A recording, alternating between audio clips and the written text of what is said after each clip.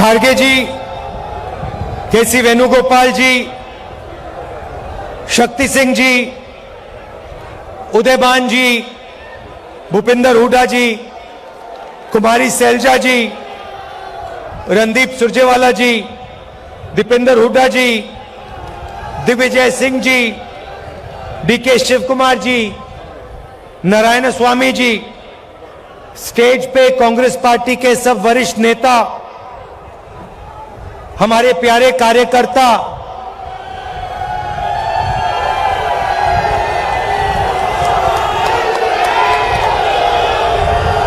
मतलब दूसरा नाम आपका, प्यारे कार्यकर्ता का दूसरा नाम बब्बर शेर और शेरनिया। प्रेस के हमारे मित्रों,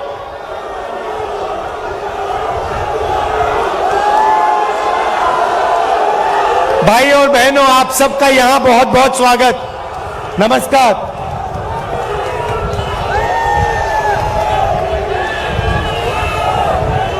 अब 112 दिन हो गए कि यात्रा कन्याकुमारी से शुरू हुई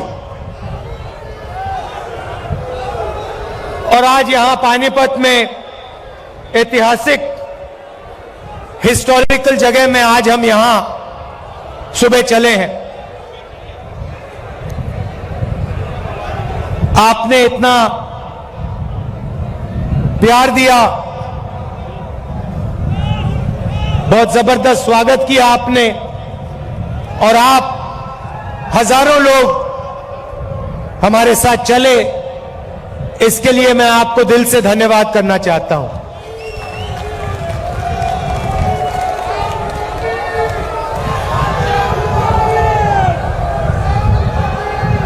भाइयों और बहनों, एक सवाल शुरू करने से पहले एक सवाल है मेरा। हिंदुस्तान की आबादी कितनी है? कितनी आबादी है? सुनाई नहीं दे रहा। कितने लोग रहते हैं देश में?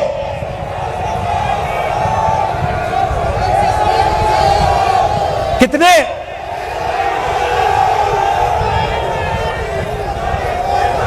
140 क्या? 140 करोड़। अच्छा, एक बात बताइए, ये स्टेज पे कितने लोग बैठे हैं? 100, तकरीबन 100 लोग हैं ना। अब मैं आपको थोड़ा सा देश की जो आर्थिक स्थिति है उसके बारे में बताना चाहता हूं। देश की आबादी 140 करोड़ रुपए, 140 करोड़ लोग, ठीक है?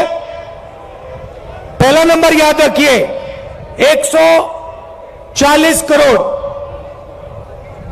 अच्छी तरह सुनो। अब दूसरा नंबर याद रखिए, 100। अब मजे की बात सुनिए, हिंदुस्तान में, नहीं शांत हो जाइए क्योंकि मैं गहरी बात बोल रहा हूं। देखिए, स्टेज पे 100 लोग,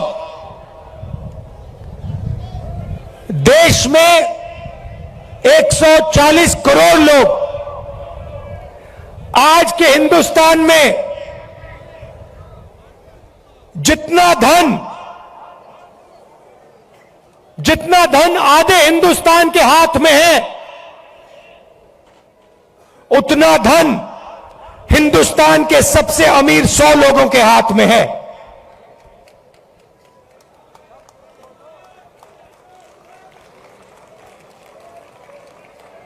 जितना धन आधे हिंदुस्तान के पास है, उतना धन हिंदुस्तान के सबसे अमीर 100 लोगों के हाथ में है।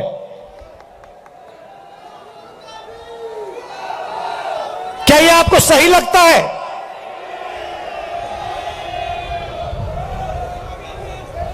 क्या आपको इसमें न्याय दिखाई देता है?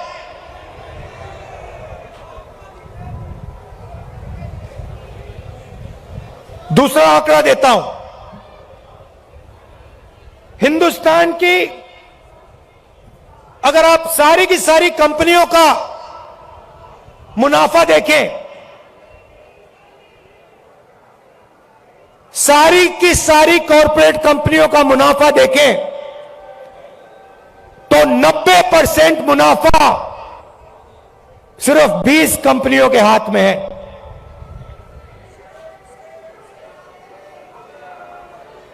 मतलब 90% मुनाफा 20 कंपनियों के हाथ में, और इस देश का आधा धन 100 लोगों के हाथ में। यह है नरेंद्र मोदी जी के हिंदुस्तान की सच्चाई।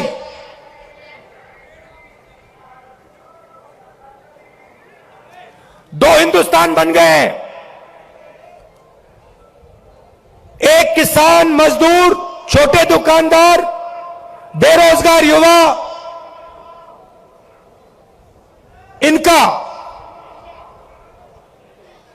इसमें करोड़ों लोग रहते हैं।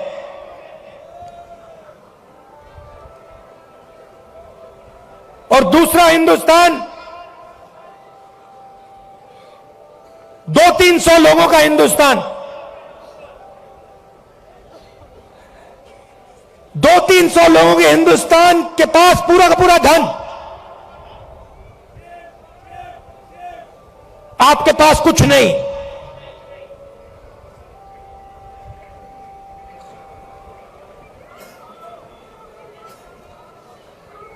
आपके पास ये पानीपत में जो हवा है, जिसमें आप सांस नहीं ले सकते, वो है आपके पास।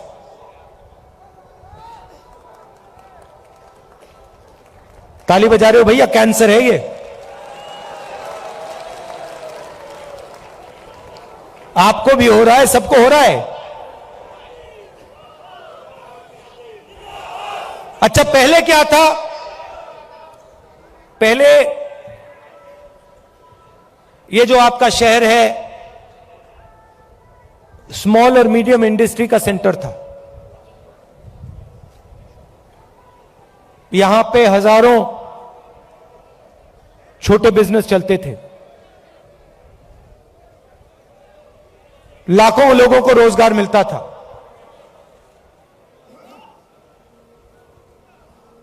और फिर नरेंद्र मोदी जी ने नोटबंदी की, गलत जीएसटी लागू की,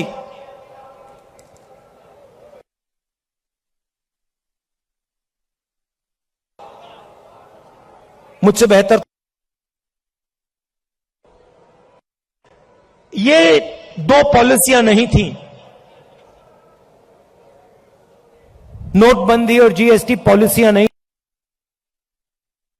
छोटे स्मॉल और मीडियम बिजनेस वालों को खत्म करने के हथियार। और ये सिर्फ पानीपत में नहीं हुआ, हरियाणा में नहीं हुआ, ये पूरे देश में इन दो हथियारों ने, जो देश को रोजगार देते थे, स्मॉल और मीडियम बिजनेस जो चलाते थे, इन दो हथियारों ने उनकी रीढ़ की हड्डी तोड़ दी, उनको खत्म कर दिया। और आज 21वीं सदी में हरियाणा बेरोजगारी का चैंपियन है। आपने सबको पीछे छोड़ दिया बेरोजगारी में। कितना भैया? 38%।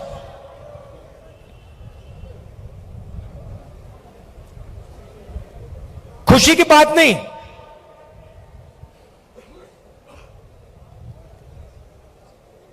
हरियाणा का जो युवा है, युवा शक्ति है, सारी की सारी जाया हो रही है।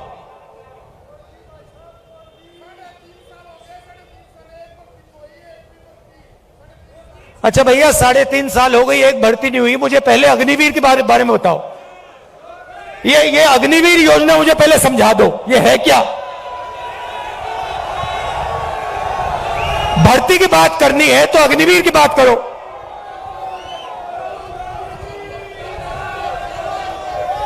ये कहते हैं, पहले कहते हैं हम देशभक्त हैं,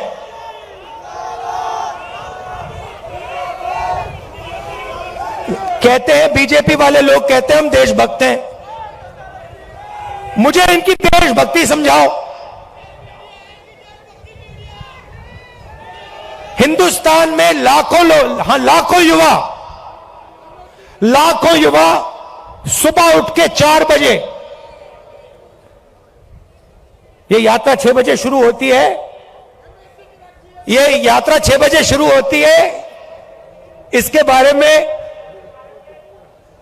कंप्लेंट आ रही है कि भैया इसको 6 बजे नहीं, इसको 7 बजे शुरू करो। मैं कहता हूं नहीं, मैं नहीं करता, मैं 6 बजे करूंगा।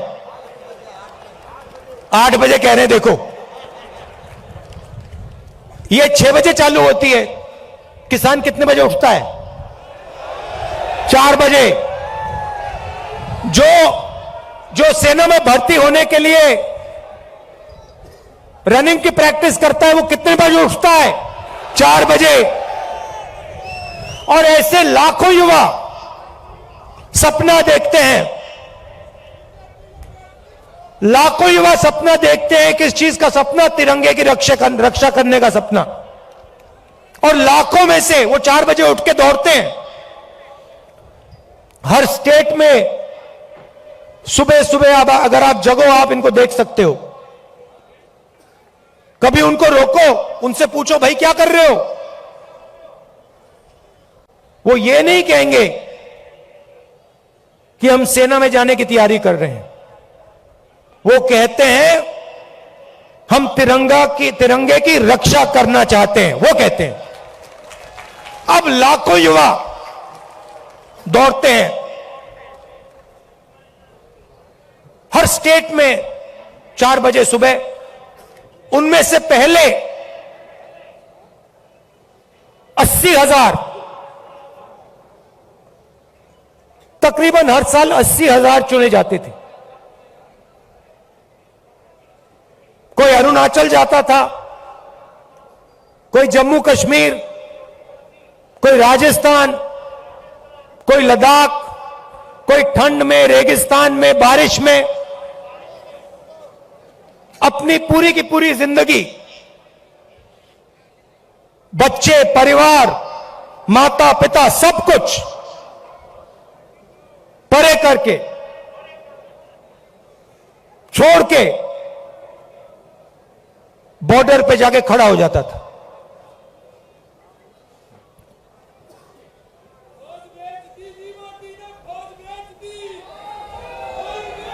नहीं, सुनो, बात सुनो। वो बॉर्डर पे खड़े होते थे, वहां पे तूफान आ जाए, बर्फ गिर जाए, गोली लग जाए, बम फट जाए, कुछ नहीं।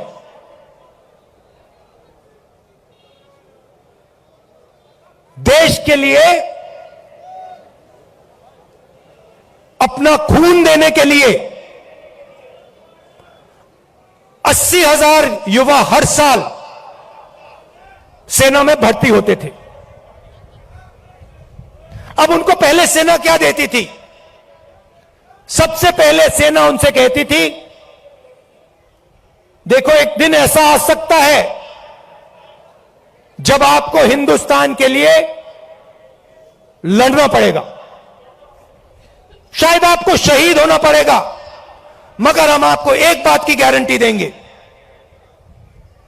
कि दुनिया में सबसे बेहतर ट्रेनिंग हिंदुस्तान की सेना को, वायुसेना को, नेवी को हम देंगे। यह पहला वायदा हुआ करता था। यह पहला वायदा हुआ करता था उन 70,000 युवाओं।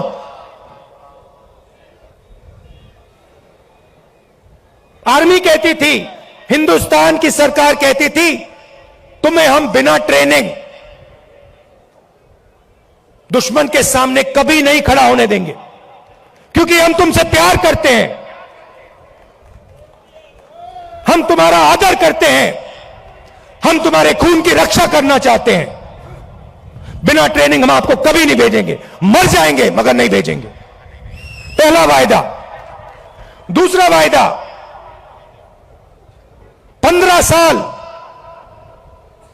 आपको सर्विस मिलेगी। 15 साल आपको सर्विस मिलेगी। अगर आपको इतनी सी भी चोट लगी, इतनी सी चोट लगी उंगली पे, हम आपकी रक्षा करेंगे। जो भी आपको चाहिए हम आपको दे देंगे। यह था दूसरा वायदा। तीसरा वायदा, आपने इस देश के लिए अपना पूरी जिंदगी दे दी, पूरी की पूरी आपने जिंदगी दी। आपने अपने बच्चे दे दिए, माता पिता दे दिए, परिवार दे दिया, अपने सारे के सारे सपने दे दिए इस तिरंगे को रक्षा करने के लिए। ठीक है, हम आपको पेंशन देंगे। और जब आप गांव में वापस जाओगे, जब आप गांव में वापस जाओगे, तो हम आपको एक्स सर्विसमैन का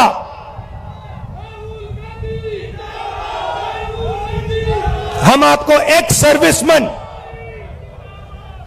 कह के हम आपको गांव भेजेंगे कि आपको वहां पे, चाहे आप शहर में रहो चाहे आप गांव में रहो, जब हिंदुस्तान की बाकी जनता आपकी ओर देखे, वो कहे कि इस व्यक्ति ने वो किया जो मैंने नहीं किया। इस व्यक्ति ने अपनी जिंदगी इस देश को दी, अपना खून इस देश को दिया, अपने सपने इस देश को दिए, और इसीलिए मैं इस व्यक्ति का आदर करूंगा, इसका रिस्पेक्ट करूंगा।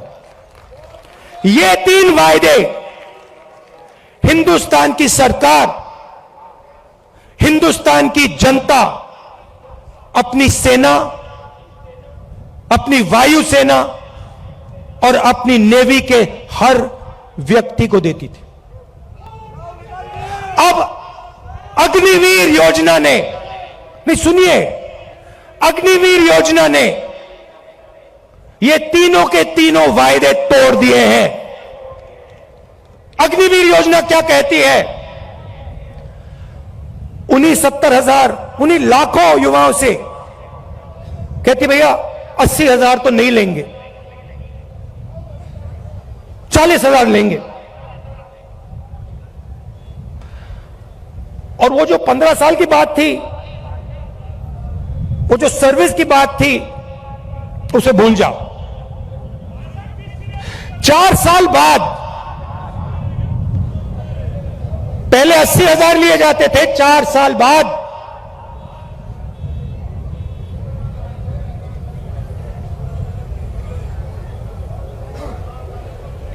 4 साल बाद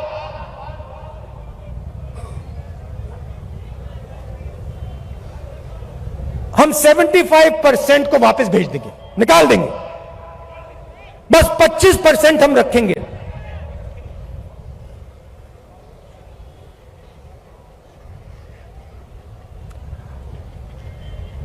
%25 को हम रखेंगे, बाकी को हम छोड़ देंगे। आप लोग जाइए,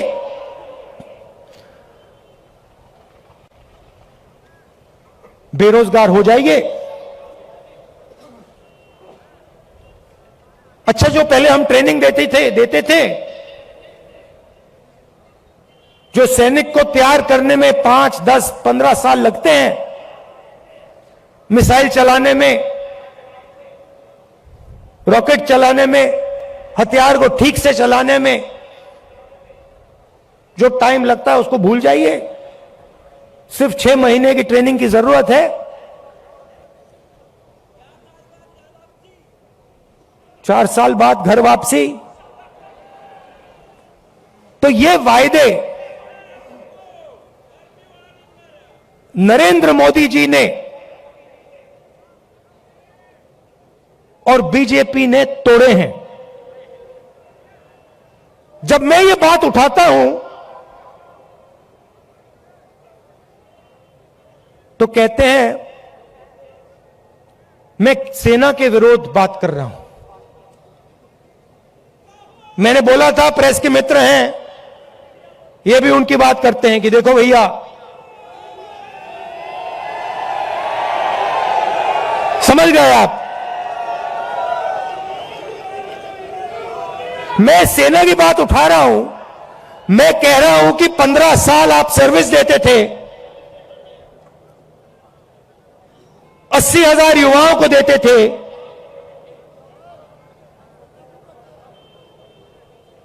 पेंशन देते थे, अब नहीं दोगे।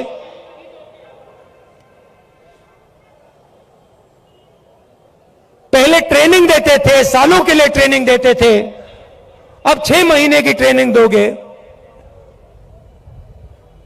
अग्निवीर योजना वो लाए और मैं सेना के खिलाफ बात कर रहा हूं। मैं सेना की रक्षा कर रहा हूं, मैं सेना का आदर कर रहा हूं।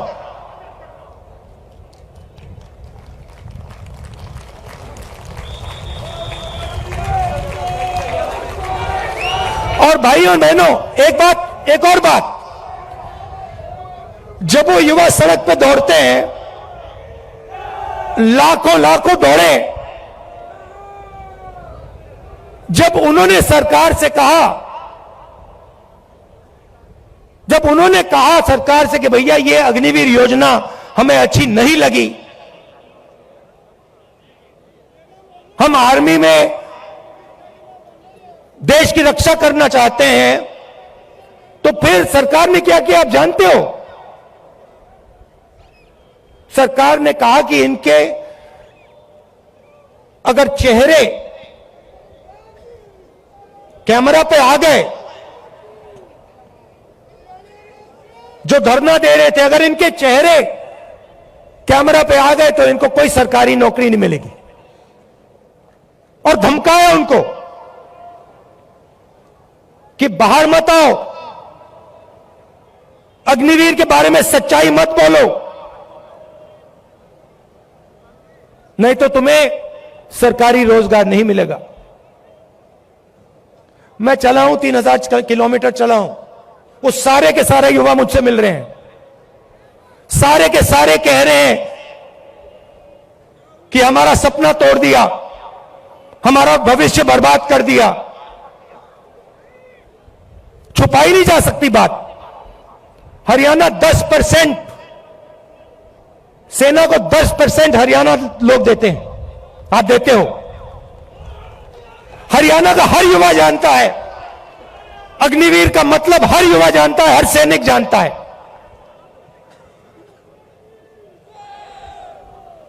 यह सच्चाई है। अच्छा, अग्निवीर को छोड़िए, रोजगार के 2-3 और रास्ते हैं। किसान के लिए अग्निवीर योजना, वो 3 काले कानून थे। जो सेना के लिए अग्निवीर है, वो किसानों के 3 कानून थे। सारे के सारे किसान खड़े हो गए, काले कानूनों के खिलाफ खड़े हुए। आप सब खड़े हुए, हम खड़े हुए, याद है आपको? और जब किसान खड़े हुए, नरेंद्र मोदी जी ने क्या कहा?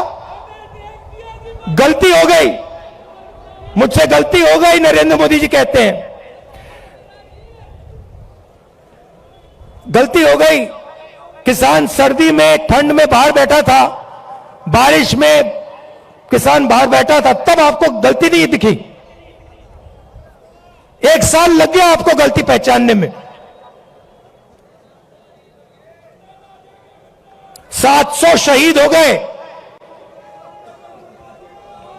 किसानों को उग्रवादी बताया था, यह सच्चाई है। नहीं भैया, देखिए, चाय बेचने वाले बहुत जानते हैं, चाय बेचने वाले बहुत कुछ जानते हैं।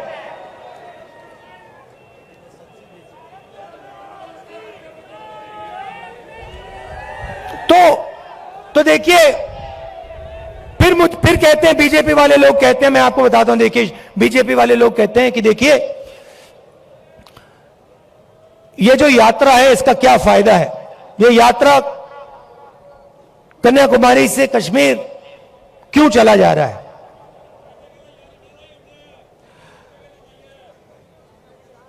भारत जोड़ो यात्रा क्यों की जा रही है, मैं आपको बताता हूं।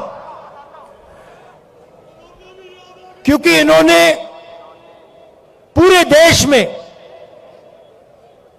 डर और नफरत फैलाने का काम किया है। जहां भी ये जाते हैं, चाहे वो नोटबंदी हो, गलत जीएसटी हो, इनकी सब योजनाएं डर फैलाती हैं। डर फैलाते हैं और फिर उस डर को नफरत में बदल देते हैं। तो सबसे पहले भारत जोड़ो यात्रा ने इस नफरत के खिलाफ, डर के खिलाफ एक दूसरा रास्ता दिखाया है। इस यात्रा में कोई नफरत नहीं है, आपको नहीं दिखेगी, ढूंढ लो।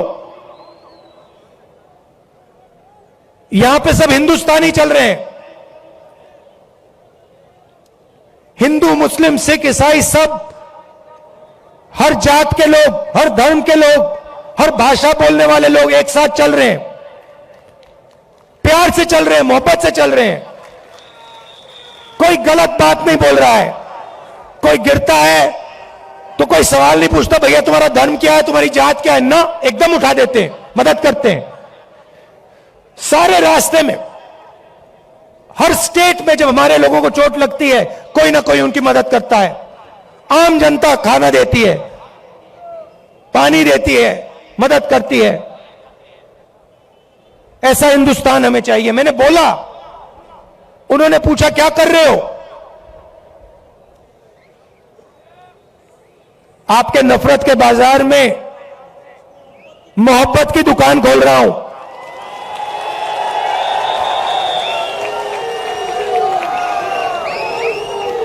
नफरत के बाजार में मोहब्बत की दुकान सिर्फ मैं नहीं खोल रहा हूं, करोड़ों हिंदुस्तानी खोल रहे हैं, आप लोग खोल रहे हो। ये देखो, मैं टी शर्ट पहना हूं, ये तो शर्ट भी नहीं पहने।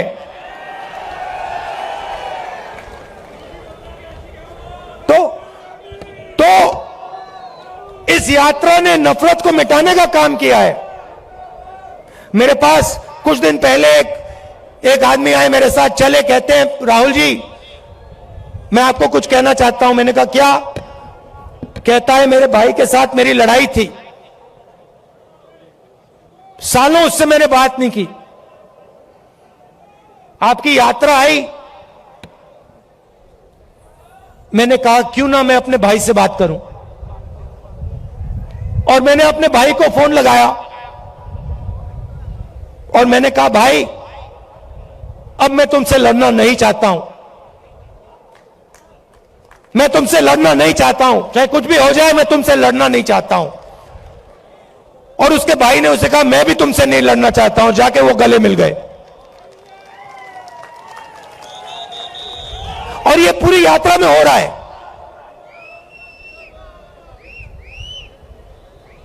बहुत सारे लोग मेरे पास आए, मेरा पुराना मित्र था, उससे मैं लड़ गया, मैंने उससे दोस्ती कर ली।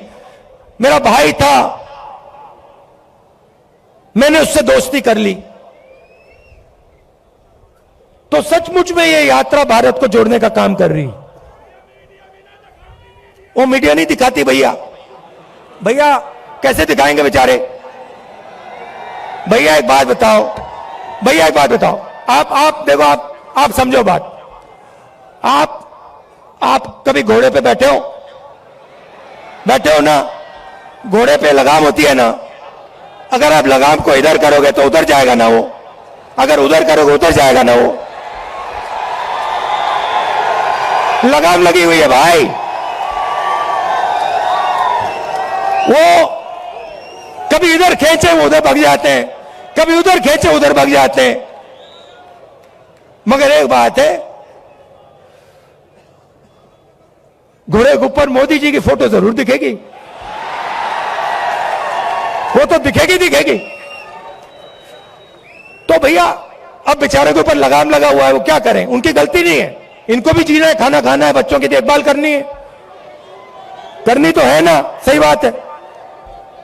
तो ये देखो, ये मुस्कुरा रहे हैं, देखो ये मुस्कुरा रहे हैं, कह रहे हैं हाँ भैया बात सही, भैया को कह रहे हैं, देखो बोल रहे हैं हाँ बात तो सही की। तो हम समझते हैं कि आपके ऊपर आपके लगाम लगा रखी है, और हम जानते हैं कि हम जानते हैं कि आप सच्चाई को पहचानते हो, सच्चाई बोलना चाहते हो, मगर मुश्किल है, चलता है, हो जाएगा काम।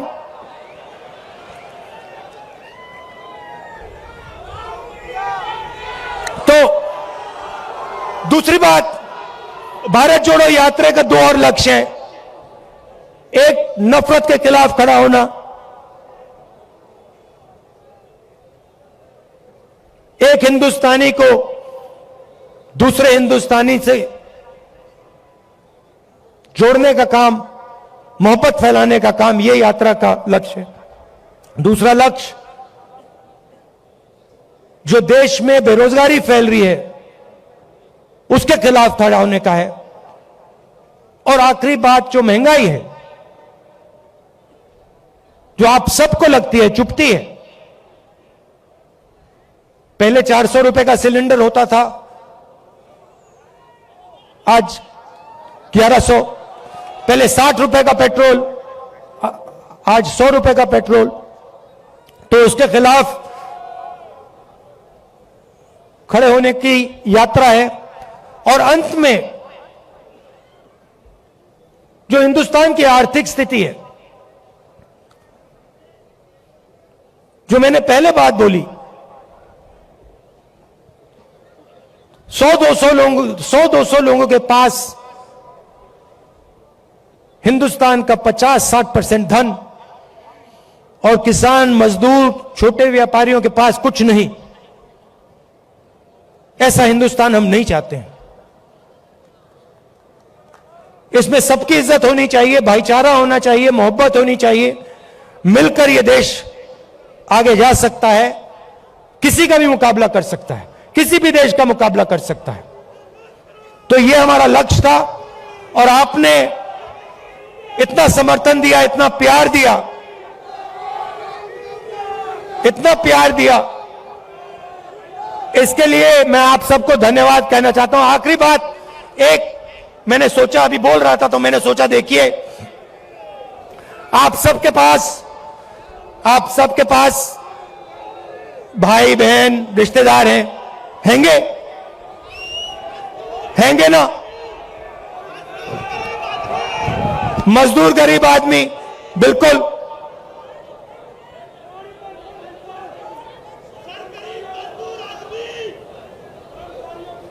उस गरीब मजदूर आदमी के बारे में, उसके बारे में बोलूं, न्याय योजना का नाम सुना आपने? 2019 में हम एक योजना लाना चाहते थे, न्याय योजना। हर गरीब व्यक्ति के बैंक अकाउंट में 72,000 रुपए साल के सीधा बैंक अकाउंट में, गरीब मजदूरों के बैंक अकाउंट में, गरीब किसानों के बैंक अकाउंट में, सबके बैंक अकाउंट में। तो अगर हमारी सरकार आएगी तो हम ये योजना लाएंगे। हां, तो आप सबका दिल से धन्यवाद करना चाहता हूं। और देखिए, जैसे वो व्यक्ति मेरे पास आया था, उसने कहा था मुझे कि मैंने अपने भाई से फिर से रिश्ता बना दिया। आपके भाई हैं, कभी कभी लड़ाई हो जाती है, रिश्तेदारों से लड़ाई हो जाती है, दोस्तों से लड़ाई हो जाती है। आप जाके उनको फोन कीजिए, उनसे कहिए आप भी हिंदुस्तानी हो, मैं भी हिंदुस्तानी हूं, आप मेरे भाई हो, मैं आपसे लड़ना नहीं चाहता हूं, लड़ाई बंद कीजिए। बहुत बहुत धन्यवाद। जय हिंद।